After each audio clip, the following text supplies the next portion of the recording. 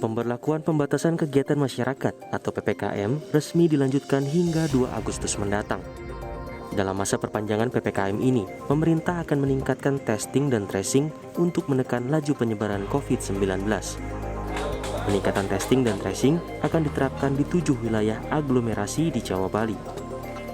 Untuk memperkuat testing dan tracing COVID-19, pemerintah berencana menerapkan tracing digital melalui aplikasi Peduli Lindungi. Aplikasi Peduli Lindungi akan diperbarui agar dapat melakukan screening di mal. Nantinya, sistem ini akan terhubung ke sistem pemerintah dengan menggunakan QR Code untuk dapat mengetahui mereka yang telah divaksin atau mereka yang telah melakukan tes PCR. Tadi disampaikan terkait dengan tracing, ini akan mengoptimalkan digital tracing, yaitu sistem aplikasi Peduli Lindungi. Nah, ini akan di-upgrade untuk diintegrasikan untuk melakukan screening di mall ataupun di merchant, karena ini akan dihubungkan dengan sistem di Kementerian Kesehatan dan Kominfo. Epidemiolog Diki Budiman mengatakan, lonjakan kasus COVID-19 yang terjadi di Indonesia disebabkan oleh jumlah testing yang belum optimal. Untuk itu, Diki mendorong pemerintah memperbanyak pemeriksaan COVID-19 dan pelacakan kontak erat sebagai upaya pencegahan lonjakan kasus COVID-19. Indonesia minimal melakukan 1 juta tracing per hari. Indikator seperti test positivity rate terutama itu masih meningkat, ya, menunjukkan bahwa ada penguatan yang belum kita lakukan secara memadai atau bahkan belum optimal, ya, yaitu di aspek testing itu sendiri. Yang walaupun sudah meningkat testingnya, tapi itu belum memenuhi atau bisa merespon eskalasi pandemi yang sudah begitu besar, ya. Jadi testing yang harus kita lakukan sebetulnya dalam kondisi saat ini tidak bisa 500.000 misalnya tes per hari, tidak bisa. Jadi harus 1 juta tes per hari. Karena ya memang kondisinya seperti itu. Sementara itu, Gubernur DKI Jakarta Anies Baswedan mengatakan tren positivity rate kasus COVID-19 di DKI Jakarta terus mengalami penurunan. Menurut Anies, penurunan ini terjadi karena dibarengi dengan jumlah testing yang melebihi standar yang telah ditetapkan oleh WHO. Per kemarin itu angkanya adalah 24%. Jadi ada tren positivity rate yang menurun. Di sisi lain, testing kita di Jakarta itu selalu tinggi. Yang disyaratkan oleh Kementerian Kesehatan, kita harus 15 kali lebih tinggi daripada standar WHO, dan Jakarta sudah di atas itu, bahkan beberapa kali kita di atas 30 kali standar WHO. Selain memperkuat testing dan tracing, pemerintah juga akan mengoptimalkan tempat isolasi terpusat, mulai dari tingkat desa, kecamatan, kabupaten kota, sampai dengan tingkat provinsi. Hal itu dilakukan untuk menekan laju penularan sekaligus menurunkan angka kematian. Tim Liputan Kompas TV.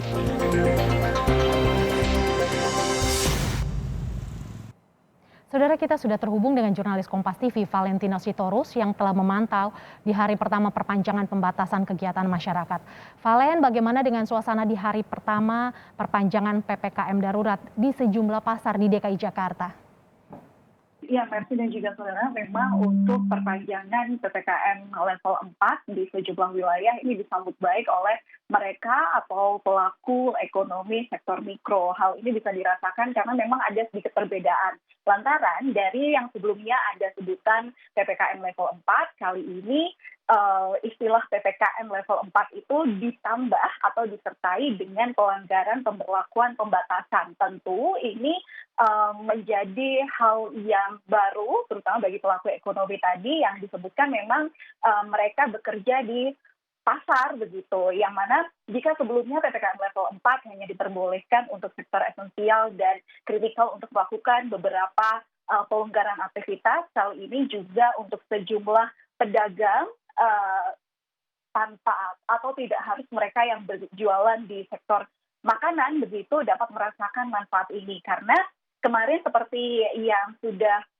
disampaikan oleh Presiden Republik Indonesia Joko Widodo, memang meskipun pelonggaran ini dilakukan, harus tetap ada kehati-hatian dalam penerapan pelonggaran tersebut. Kalau misalnya perlu dijabarkan apa saja yang berbeda dari PPKM level 4 sebelumnya, ini hari ini pasar tradisional yang menjual kebutuhan pokok sehari-hari memang diizinkan dibuka seperti biasa dengan penerapan protokol kesehatan yang ketat. Itu sama dengan peraturan PPKM level 4 yang sebelumnya. Tapi ada juga aturan-aturan tambahan yang memang harus dicatat dan harus dipegang oleh mereka yang memang menjadi pelaku mikro, bukan pedagang pokok sehari-hari begitu. Dalam hal ini katakanlah mereka yang bukan menjual kebutuhan pokok sehari-hari diizinkan buka sampai dengan pukul 15.00 waktu Indonesia Barat dengan kapasitas maksimal 50%. Kemudian pedagang kaki lima, toko kelontong, agen outlet voucher, pangkas rambut, laundry, pedagang asongan, bengkel kecil, cucian kendaraan, dan usaha kecil lainnya yang sebelumnya diharuskan untuk menutup usahanya sementara waktu, ini kemudian diizinkan dibuka dengan protokol kesehatan ketat sampai dengan pukul 21.00 waktu Indonesia Barat yang dengan pengaturan teknisnya diatur oleh pemerintah daerah. Ada catatan lagi, kemudian untuk warung makan, pedagang kaki lima, lapak jajanan, dan juga sejenisnya ini memiliki mereka yang memiliki tempat usaha terbuka diizinkan untuk membuka usahanya dengan protokol kesehatan ketat sampai dengan pukul 20.00 waktu Indonesia Barat atau juga menyesuaikan dengan waktu wilayahnya masing-masing. Dan kalau sebelumnya memang untuk warung makan atau juga dengan restoran begitu tidak diizinkan untuk membuka fasilitas makan di tempat, namun kali ini diperbolehkan dengan catatan maksimal hanya 20 menit saja. Tapi ini hanya di PPKM level 4 ya, Mercy. Tapi juga kemarin kita juga melihat beberapa aturan dari sejumlah daerah, terutama yang diperbolehkan daerahnya menerapkan PPKM level 3 seperti di beberapa kabupaten dan juga kecamatan di Jawa Barat. Itu memang diberikan kelonggaran lagi karena aturannya juga disesuaikan dengan aturan per tiap pemerintah daerah.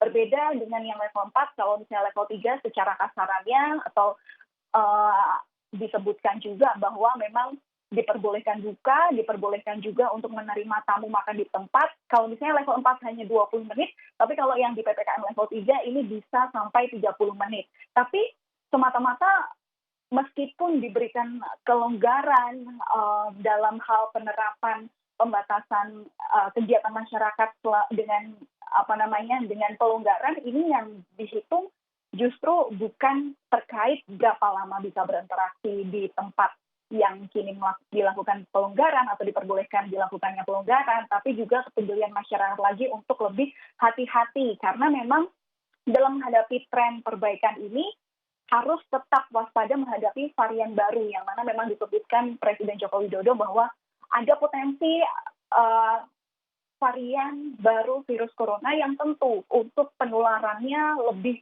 cepat begitu.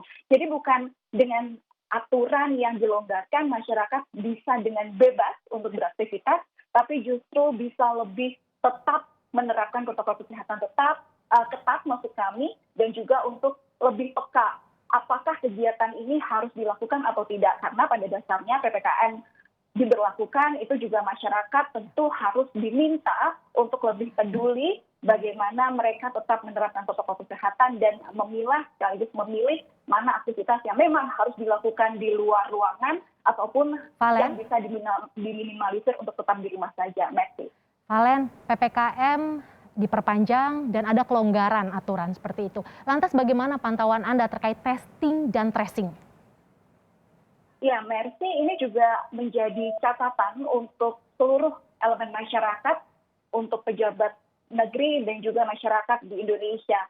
Karena pada dasarnya sebelumnya ketika PPKM diberlakukan sejak tanggal 3 Juli ini, di periode pertama, itu sebenarnya pemerintah daerah dan juga Kementerian Kesehatan sudah ada instruksi bahwa sebenarnya untuk testing di setiap wilayah itu diwajibkan harus mencapai 400.000 testing per harinya, atau di Indonesia ini harus mencapai 400.000 testing.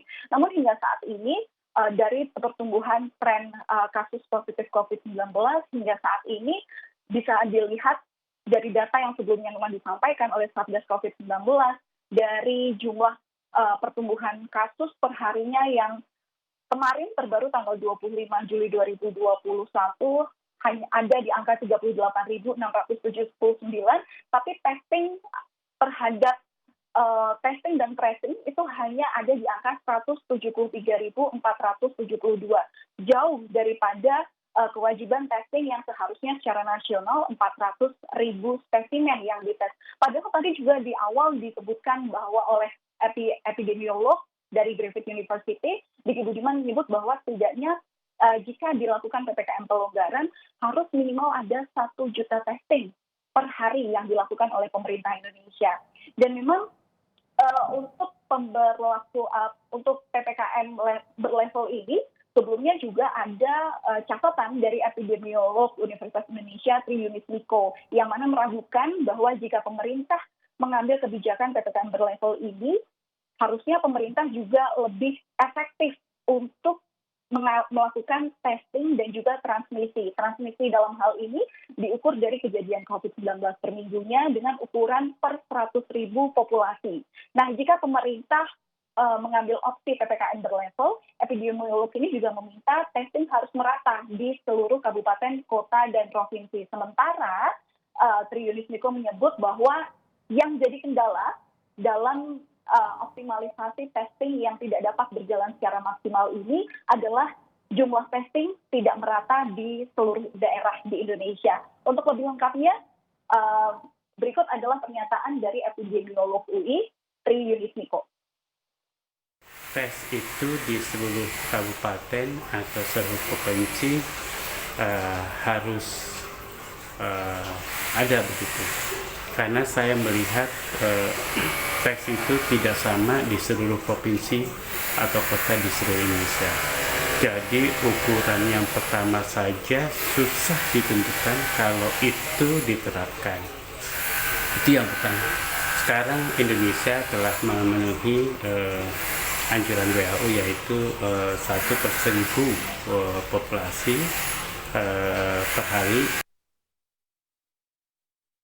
Ya, dan tentu memang ini menjadi catatan bagaimana agar pemerintah terus melakukan testing secara masif karena memang pada dasarnya positivity rate di Indonesia masih belum turun atau kita masih berada di angka 22%. Ini menjadi catatan supaya testing dipercepat, kemudian tracing dan juga penanganan harus sesuai dengan treatment yang memang sudah diarahkan oleh Kementerian Kesehatan. Merci. Valen, lantas bagaimana upaya dari pemerintah terkait testing dan tracing ini? Iya, tadi seperti yang sudah disebutkan oleh Kementerian atau Menteri Koordinator Bidang Perekonomian Airlangga Hartarto, ini juga akan memberikan cara baru untuk testing secara masif, yakni dengan testing digital seperti itu. Nah, testing ini juga diharapkan bisa memudahkan masyarakat, terutama dalam mengupdate bagaimana kondisi kesehatan mereka sebelum nantinya pelonggaran dilakukan, terutama dalam pembukaan mal-mal di setiap daerah. Dan juga selain itu, tentu sebenarnya ada banyak hal yang mungkin menjadi catatan agar testing ini bisa secara maksimal dilakukan oleh pemerintah. Karena sebenarnya ada beberapa kondisi atau kendala yang membuat bahwa testing ini tidak bisa berjalan secara maksimal. Kementerian Kesehatan dalam hal ini Siti Nadia Tarmizi menyebut bahwa sebelumnya testing tidak dapat berjalan secara maksimal karena yang pertama masyarakat masih enggan untuk memedulikan kesehatan mereka meskipun mereka tidak kontak erat dengan keadaan sekitar, mereka kurang peduli keadaan sekitar bahwa sebenarnya testing ini bukan hanya dilakukan ketika mereka sudah melakukan kontak erat dengan orang yang positif COVID-19, tapi ada baiknya dilakukan secara berkala sehingga memang sosialisasi dari pemerintah ke masyarakat, terutama pemerintah dalam di tingkat hulu dalam hal ini adalah RT RW, ini harus masif diberikan sosialisasi kepada mereka agar mereka lebih peduli terhadap kesehatannya. Kemudian yang kedua juga perlunya ada petugas tracing profesional karena memang ada juga sejumlah puskesmas yang mengeluhkan bahwa tracing, testing tidak bisa dilakukan secara maksimal karena mereka juga mengakui adanya kekurangan dari tenaga kesehatan yang bisa mengontrol atau memberikan testing baik secara antigen maupun PCR dengan door to door di setiap wilayah dengan cara maksimal begitu. Kemudian juga per hari ini juga peningkatan kapasitas testing seiring dengan pelonjakan kasus positif COVID-19 juga terus mencetak rekor baru dalam jumlah kasus harian. Meski sebelumnya memang kita dilematik dengan kenapa jumlah kasus atau laju pertumbuhan kasus COVID-19 sebenarnya menurun tapi angka kematian selalu tinggi. Dan ini juga yang sebenarnya harus menjadi catatan apakah ada yang kurang terutama dalam hal testing, tracing, dan juga penanganan di rumah sakit. Kemudian memang Direktur Pencegahan dan Pengendalian Penyakit Menular, Siti Nadia Tarmizi, menyebut bahwa testing dan tracing sekali lagi harus mencapai 1/1000 penduduk per pekan atau 15 kali dari kasus positif. Dan berikut adalah informasi lengkap dari Kementerian Kesehatan. Teman-teman, bantulah sosialisasikan testing. Kita alhamdulillah sudah naik. Pertama kali saya masuk testingnya sehari 30-40 ribu. Sekarang spesimennya sudah hampir 300 ribu, orangnya juga sudah 220-240 ribu. Kita perlu naikkan itu terus. Supaya kita tahu kalau ada saudara-saudara kita yang kena, dan kita bisa ukur oximeternya, apakah memang perlu dirawat atau tidak, lebih dini. Ya, jadi testing ini jangan ditakuti, jangan dicemasi, jangan dihindari, tapi cepat dilakukan. Kalau ada gejala apalagi, ya, supaya benar-benar kita bisa melindungi rekan-rekan kita. Ya, Menteri Kesehatan Budi Gunadi Sadikin tadi juga menyebut bahwa upaya testing, tracing, dan treatment kepada mereka yang terkonfirmasi terinfeksi COVID-19 memang jadi hal penting saat ini. Sehingga memang meskipun kelengkapan untuk testing dan tracing masih belum dapat memenuhi target perharinya, tapi masyarakat diimbau untuk tetap inisiatif melakukan testing di fasilitas kesehatan terdekat di tempat domisili mereka dan juga tetap peduli terhadap bagaimana protokol kesehatan yang ketat yang dilakukan dalam setiap harinya dalam hidup bermasyarakat. Merci. Terima kasih Valentina Sitorus, jurnalis Kompas TV atas laporan Anda.